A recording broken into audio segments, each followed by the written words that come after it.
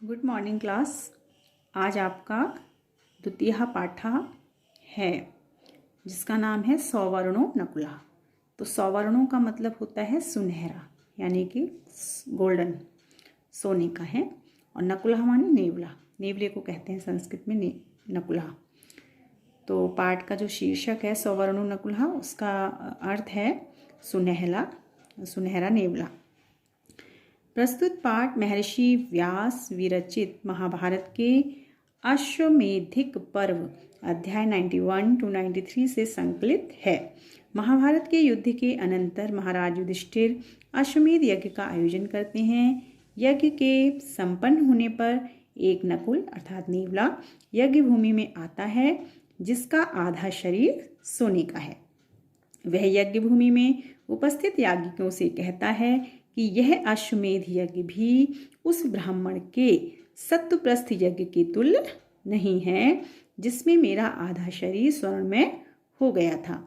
उस नकुल की ऐसी आश्चर्यजनक वार्ता को सुनकर याज्ञिकों द्वारा सत्वप्रस्थ यज्ञ के विषय में जिज्ञासा करने पर नकुल जो है वो याज्ञिकों के समक्ष प्रस्तुत कथा को सुनाता है। तो जो आप पाठ पढ़ रहे हो उसमें वो नेवला उस कथा को बताएगा कि किस यज्ञ, जो आपका यह अश्वमेध यज्ञ है वो उसके सत्तू जो हैं, कितने शेर भर जो सत्तू हैं, एक शेर उसके समान भी नहीं है, उससे तुच्छ है, मतलब वो ज़्यादा महान था।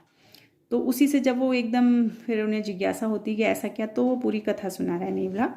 तो पहला श्लोक है, श्वेताम राज शार्दुल महद आश्चर्यम उत्तमम अश्वमेधे महायज्ञे निवृत्ते यदभूत विभो।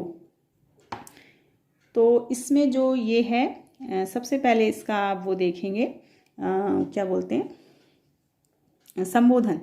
तो राज शार्दुल यानी कि हे नृप श्रेष्ठ, राजाओं में श्रेष्ठ।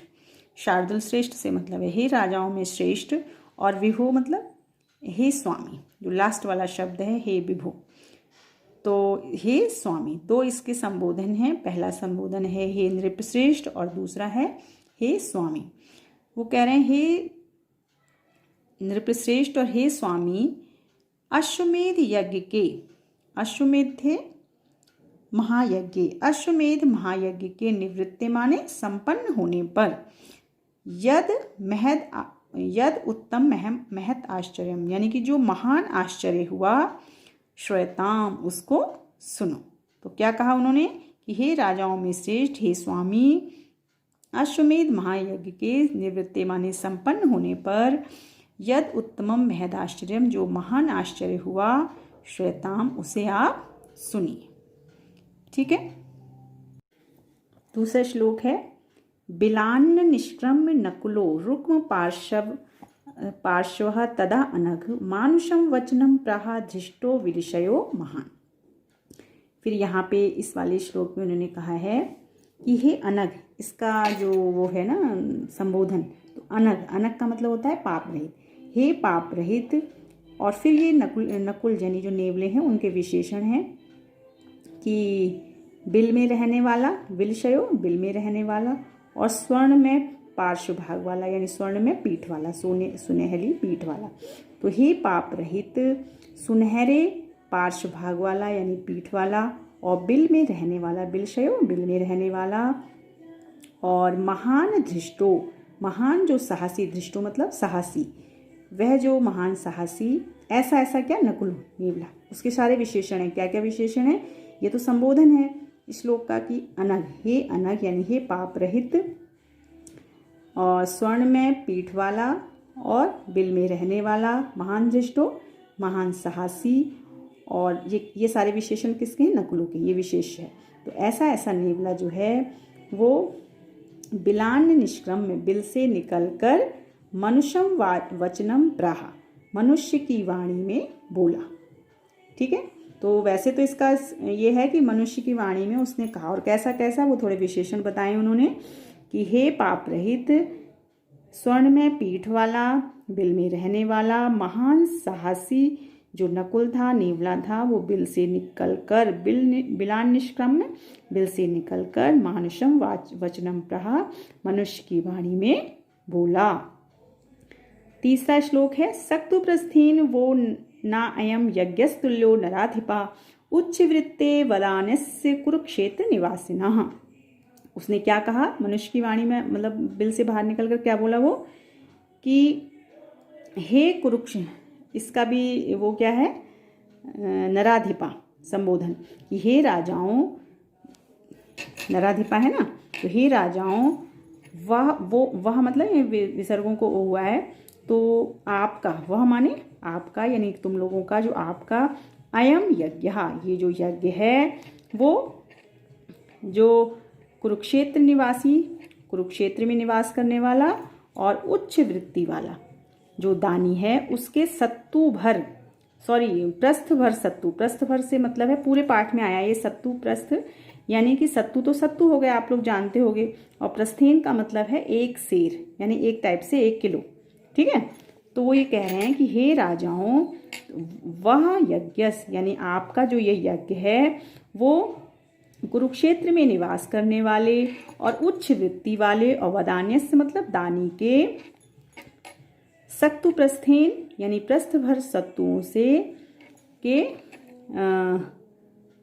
ना तुल्यो, उसके समान नहीं है। अब आप उच्च वृत्ति में थोड़ा कंफ्यूज हो रहे होंगे कि उच्च वृत्ति क्या है।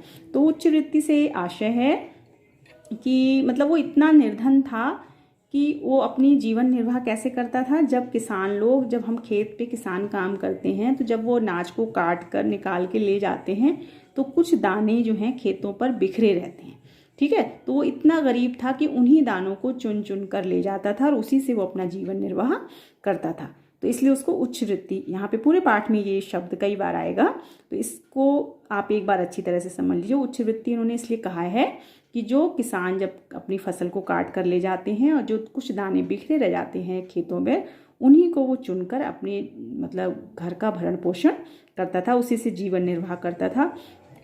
तो वो इतना निर्धन और वो कुरुक्षेत्र में निवास करने वाला था। उच्च वृत्ति का मैंने आपको बता दिया, वदान्यस्य मतलब दानी के, और सत्तु प्रस्थेन मैंने कहा बहुत आएगा पूरे पाठ में। तो सत्तु आप जानते हैं, सत्तु और प्रस्थेन मैंने बता दिया, एक शेर के लिए बोला गया है कि एक शेर उसके समान भी आपका ये यज्ञ नहीं है, ठीक है। चौथा श्लोक है धर्म क्षेत्रे कुरुक्षेत्रे धर्मज्ञ बहुभिवते उच्च वृत्ति द्विजा कश्चित कापोतिर अभवत पुरा। यहाँ पे कह रहे हैं पुरा मतलब प्राचीन काल में, धर्म क्षेत्र कुरुक्षेत्र में बहुत सारे धर्मज्ञों के साथ, धर्मज्ञ बहुविध है, बहुत सारे धर्मज्ञों के साथ, कश्चित मतलब कोई, फिर वही उच्च वृत्ति जो मैंने ऊपर बताया था, उच्च वृत्ति वाला, और कपोत वृत्ति वाला कोई, कश्चित द्विजा कोई ब्राह्मण, अभवत माने हुआ। तो उच्च वृत्ति मैंने आपको बता दिया, और इसमें इन्होंने ये शब्द भी बहुत जगह आएगा कापोती। कापोती इन्होंने कबूतर से तुलना की है उस उच्च वृत्ति वाले की, क्योंकि कबूतर भी लोग, हालांकि इन्होंने केवल कबूतर लिया, लेकिन मुझे लगता है कोई भी पक्षी हो सकता है इसमें, कि जो वो भी ऐसे ही अपना करते हैं कि भाई जब फसल काट के ले गए तो जो बचे हुए दाने पड़े रह गए उन्हीं से वो भी अपना जीवन निर्वाह करते हैं। तो इसीलिए उन्होंने उसकी तुलना कबूतर से, कपोत वृत्ति वाला भी कहा है कि वो जो था ठीक उसी प्रकार से वो भी करता था। वो ब्राह्मण भी, निर्धन ब्राह्मण कि जो काट कर फसल ले जाते थे, उससे जो खेतों में पड़ी रहती थी उन्हीं को चुनकर वो अपना जीवन निर्वाह करता था। तो इसीलिए कबूतर से उसकी तुलना, क्योंकि कबूतर भी ठीक ऐसे ही करता है।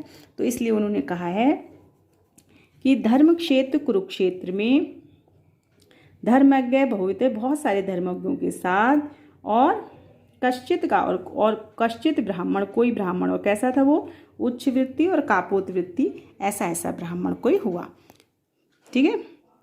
अब है स भार्या स पुत्रेण स इष्णुस्तपसि स्थिता वधु चतुर्थो वृद्धा स धर्मात्मा नियतेन्द्रिया। फिर वो कैसे कैसे